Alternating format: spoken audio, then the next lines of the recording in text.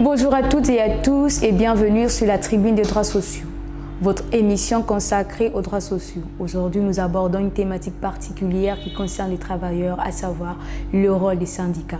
Pour en parler et pour mieux comprendre les enjeux, nous avons le plaisir d'accueillir M. Richard, un expert dans le domaine syndical et social. Bonjour M. Richard. Bonjour madame. Comment allez-vous? Ça ira. Encore heureuse de vous avoir sur ce plateau aujourd'hui. C'est un plaisir. Alors, aujourd'hui, nous parlons du rôle des syndicats. Oui. J'ai une question. Pouvez-vous nous rappeler le rôle des syndicats au Gabon? Bon, ce qu'il faut dire, comme tous les syndicats du monde, sinon en Afrique précisément, c'est que beaucoup ont pratiqué ce qu'on appelle le syndicalisme de lutte depuis les indépendances, syndicalisme de la lutte, et qui a porté ses fruits. Il y avait les syndicats apparaissaient comme des contre-pouvoirs. Et ils étaient effectivement un pilier qui portait des luttes sociales et qui aujourd'hui a porté beaucoup de fruits, beaucoup d'acquis sociaux. Donc il faut reconnaître qu'avant, le syndicalisme de lutte, effectivement, comme dans tous les autres pays, a permis d'avoir un certain nombre d'acquis, et même démocratiques. Voilà. Aujourd'hui, certains travailleurs disent ne plus se reconnaître dans leur syndicat. Pouvez-vous nous dire qu'est-ce qui explique cette perte de confiance? C'est justement ce que je vous disais tout à l'heure, que le syndicalisme qui était pratiqué avant, c'était le syndicalisme de lutte, de confrontation. Aujourd'hui, nous sommes passés à un syndicalisme de co-construction. Pour ne pas vous couper, s'il vous plaît, on veut comprendre, qu'est-ce qu'on appelle un syndicalisme de lutte ou de confrontation? Donc on veut un peu comprendre. Bon, c'est deux approches qui ont le même but. Ce sont deux approches qui ont le même but, simplement l'autre est beaucoup plus dans la brutalité. La bagarre ou bien... Bon, vous voyez, la grève, tout peut se régler que par la grève. Le renversement du pouvoir établi. Voilà. Alors que l'autre est beaucoup plus modéré, et prône le dialogue social. Voilà. Parce que c'est d'ailleurs la raison pour laquelle nous continuons à penser que le Conseil national du dialogue social est très important pour sortir de la logique du syndicalisme de lutte. Malheureusement, le syndicalisme de co-construction donne effectivement l'impression, à tort ou à raison, aux travailleurs de dire qu'il y a effectivement de politisation au niveau de leurs représentants. Et que les représentants des travailleurs, les délégués, passent beaucoup leur temps à discuter de leurs propres privilèges que de parler des réalités des travailleurs. À tort ou à raison. Mais la logique voudrait que nous passions du syndicalisme de confrontation au syndicalisme de co-construction. Parce qu'il y a effectivement des institutions où les employeurs, de façon générale, les partenaires sociaux, doivent se mettre ensemble pour décider de l'avenir, de leur avenir, si je peux le dire ainsi. Et donc, il y a beaucoup de reproches qui sont faits à l'endroit des responsables syndicaux, comme je disais, la politisation, manque de transparence, éloignement des réalités de la base. Et c'est pourquoi, vous voyez, depuis ces derniers temps, les collectifs émergent parce qu'il y a un manque de confiance qui s'est installé du fait que beaucoup pensent que les syndicats s'éloignent, sinon les responsables syndicaux s'éloignent des réalités du terrain. Ils sont beaucoup plus corrompus, si on peut le dire de façon crue. Ouais, voilà. Et c'est ce qui explique cette montée des collectifs. D'accord, donc je voudrais s'il vous plaît que vous puissiez un peu préciser quelle est la différence entre un syndicat et un collectif. Voilà, un syndicat, c'est ce qui est structuré, ce qui est reconnu par la loi. Dans un syndicat, vous avez... D'abord, ils ont un statut, il y a un statut juridique qui leur est reconnu par les instances internationales et qui peuvent s'organiser à leur bon vouloir. Mais à l'intérieur de ces syndicats, le premier organe, c'est justement la base. Et ce que vous entendez parler de la base, c'est ceux qui regroupent l'ensemble des travailleurs eux-mêmes, qui décident de qui peut être responsable du syndicat, membre du bureau, etc. Vous voyez, donc après vous avez le bureau exécutif, vous savez un certain nombre d'organes à l'intérieur, mais l'organe clé, c'est la base. Et c'est ça qui fait les collectifs, les fameux collectifs dont vous entendez. Parce que dans le code du travail gabonais, effectivement, on reconnaît un collectif. Un collectif peut, à l'absence des syndicats, un collectif peut lui-même s'élever pour défendre leurs droits. Voilà. Est-ce que c'est une bonne chose ou pas? Ça, c'est une autre question. Donc la différence se situe là. Il y a un syndicat, c'est ce qui est structuré, qui est reconnu, qui a des instances, alors que le collectif, c'est ce qui est spontané. Voilà. Très bien. Ce qui relève de la base des travailleurs eux-mêmes, voilà. Des indépendants. Si on peut le dire ainsi. Du dialogue social, on ne le dira jamais assez, ça permet de prévenir un certain nombre de crises. Ça permet ensemble que les partenaires sociaux peuvent faire des propositions parce qu'ils sont associés au diagnostic avec le gouvernement, les employeurs, ils sont associés au diagnostic et ils font leurs propositions. Ensuite, il y a des compromis à la fin pour permettre à ce que chacun puisse se retrouver et éviter donc les confrontations qui ne font pas bien au pays. Et voilà comment la Côte d'Ivoire devient un exemple. Et dites-nous s'il vous plaît, et si les collectifs et les syndicats rentrent en conflit, qu'est-ce que ça peut apporter? Ben, automatiquement, c'est une situation que je ne souhaite pas, mais vous verrez que l'État n'aura plus d'interlocuteurs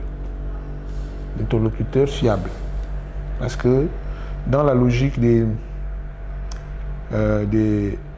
collectifs, ils peuvent mettre quelqu'un aujourd'hui et le démettre demain. Vous voyez un peu la logique? Donc ça dit qu'on commence un dialogue avec des personnes qu'eux-mêmes auraient désignées pour aller les représenter et qui, souvent, qui n'ont pas tous les outils et qui, ils peuvent se permettre de venir transmettre un certain nombre d'informations en disant, voilà, on a avancé, on a fait ceci, on a fait cela. Et puis, le collectif ne va pas se retrouver en disant, non, c'est parce que c'est pas comme ça qu'on a défini l'ordre des priorités. Ou bien c'est pas ce qu'on vous a dit. Nous avons dit, c'est comme ça, si ça ne marche pas, vous revenez. Donc, vous voyez qu'on va tourner comme ça. Donc, il faut des délégués qui sont outillés. Donc, il faut des formations. Les délégués, les représentants des travailleurs doivent avoir des formations. Et c'est en ce sens que le rôle de l'État aussi est important. Pour discuter avec des gens, il faut que ces gens-là soient formés. Même les représentants de l'État, eux aussi doivent être formés. Nous avons des organismes, des organisations internationales qui forment les gens en matière de négociation. Vous voyez? Et que je pense que les collectifs devraient faire confiance aux syndicats, mais surtout que les syndicats doivent davantage écouter leur base, davantage écouter les travailleurs. Il ne suffit pas d'écouter, mais également de se préoccuper des travailleurs. Oui, et puis moi, je ne vois pas de... Je ne pense pas que le collectif soit une mauvaise chose en soi. Ça peut renforcer la voix des travailleurs, venir renforcer l'action syndicale. Mais il ne faudrait pas que les collectifs se substituent aux syndicats. Alors là, ça ne marchera pas et véritablement, ça ne pourra pas faire avancer le dialogue. D'accord.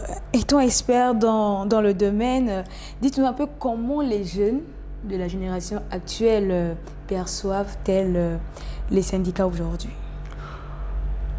D'abord, il faut dire une chose, c'est que les anciens sont là depuis. Et c'est ce qui contribue d'ailleurs à la méfiance avec un certain nombre de travailleurs. Ces gens-là, ils ne sont plus parfois des travailleurs, mais ils continuent à représenter des gens qui travaillent tous les jours, qui vivent un certain nombre de réalités. Et ce n'est pas normal. Moi, je comprends ces travailleurs-là qui se disent, est-ce qu'ils ont fait, ces papas-là, ces anciens-là, effectivement, qui ont servi, hein? Faut pas faire comme s'ils n'avaient pas fait beaucoup de choses. Ils ont servi le syndicat. Ils ont servi, mais à un moment donné, il faut donner la place aux jeunes. Il faut leur donner la place, il faut leur donner la chance pour pouvoir aussi défendre les travailleurs. C'est cela qu'il s'agit. Et que lorsqu'on est déjà retraité, on peut aller faire le syndicalisme du côté des retraités. Exactement. Lorsqu'on est travailleur, on doit représenter les travailleurs. Et j'interpelle le gouvernement là-dessus pour être, vigilant. Et les bases elles-mêmes, ceux qui désignent les responsables syndicaux, ils doivent savoir que ceux qui représentent les travailleurs doivent être d'abord et avant tout des travailleurs. Ceux qui représentent les retraités doivent être et avant tout retraités. Et que si on parle du secteur privé, c'est des gens du privé. Excellent. Si on parle du secteur public, c'est des gens du public. C'est-à-dire, moi je ne peux pas venir représenter en tant que travailleur du privé, être responsable d'un syndicat ou d'une organisation syndicale des fonctionnaires. C'est totalement parce que je ne connais pas les réalités là. Voyez.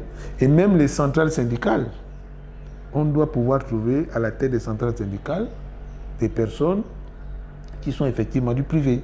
Il y en a, hein, ça existe, il y a des centrales, mais ils deviennent de plus en plus minoritaires. Lorsqu'on voit un code du travail qui est mal écrit, qui ne correspond pas aux réalités des travailleurs, on se pose la question, est-ce que réellement ce sont les travailleurs eux-mêmes qui ont négocié ce... Quand je dis les travailleurs, c'est-à-dire les représentants des travailleurs qui connaissent les réalités, qui ont négocié ce code du travail. Donc il faut à un moment donné passer le relais, donner la place, donner les jeunes la chance aussi de pouvoir défendre les travailleurs, que chaque secteur soit respecté. Un représentant des travailleurs du secteur privé, qui soit du privé, travailleur, un représentant des fonctionnaires, qui soit fonctionnaire. Voilà comment ça peut marcher. Donc je disais, pour arriver à retrouver la confiance, parce que c'est un problème de confiance. C'est un problème de confiance. Oui. Il faut que l'État joue pleinement son rôle. Il faut que les représentants syndicaux soient formés. Il faut que ceux qui représentent les travailleurs soient d'abord et avant tout des travailleurs. Est-ce qu'il y a déjà eu des formations?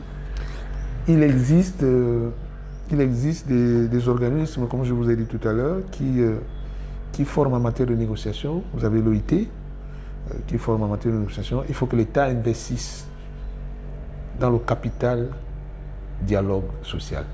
D'accord. Parce qu'un État qui n'investit pas dans le dialogue social, vous comprenez que cet État est voué dans un chaos.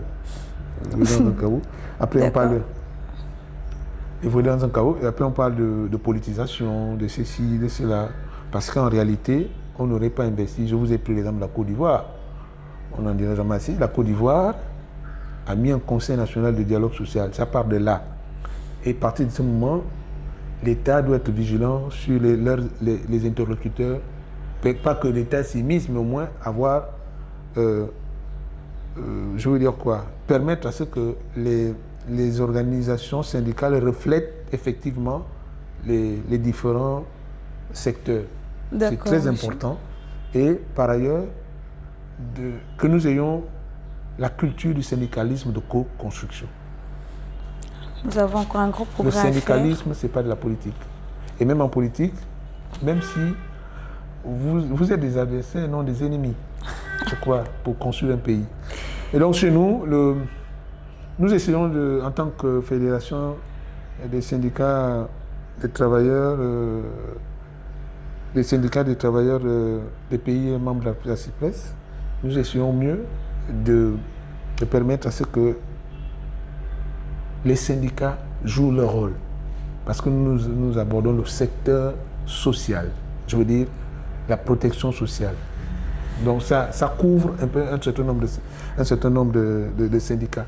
Et nous disons, nous voulons les accompagner, qu'ils puissent jouer pleinement leur rôle dans le débat public. D'accord, monsieur. Pour terminer, quel message souhaitez-vous adresser aux travailleurs gabonais qui suivent cette émission? Alors, ce que je peux dire aux travailleurs, c'est de rester solidaires, exiger de leurs représentants l'honnêteté, surtout de garder l'unité pour défendre leurs droits. Merci.